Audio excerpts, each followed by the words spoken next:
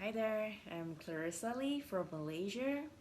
I'm filming this from my office and it's just around almost 1 a.m. here. I'm an art science creator as well as an ideas designer. And I'm pretty excited to have this opportunity to share with you a little video that I made in response to the questions of the future of humanity. Marvin Minsky once talked about the society of minds. There is general consensus that the mind is not separable from the body. The body becomes the foundation, the platform for creating interactions that would produce trust. Because without trust, we will not be able to ensure the continued survival of any kind of society.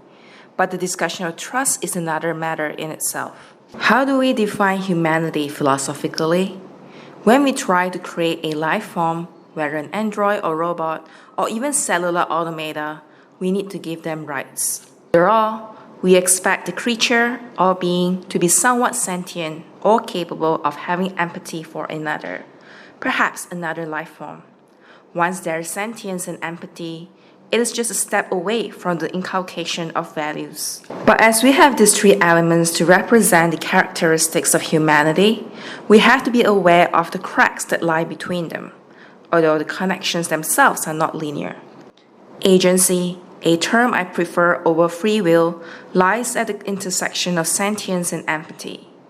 But does agency require the representation of explicit action, or would passive understanding suffice? Between sentience and values is conscience, which is a state of consciousness with a sense of justice or injustice. Perhaps the fuel to the engine of values are emotions, a mixture of biology, chemistry, and the subjective unknown, which could produce empathy towards another, which includes empathy for a shared world space. Sentience as a form of awareness of one's being. Empathy, identification with another. Values, beliefs, and morality. How do these non-quantifiable concepts get coded into a human-made entity?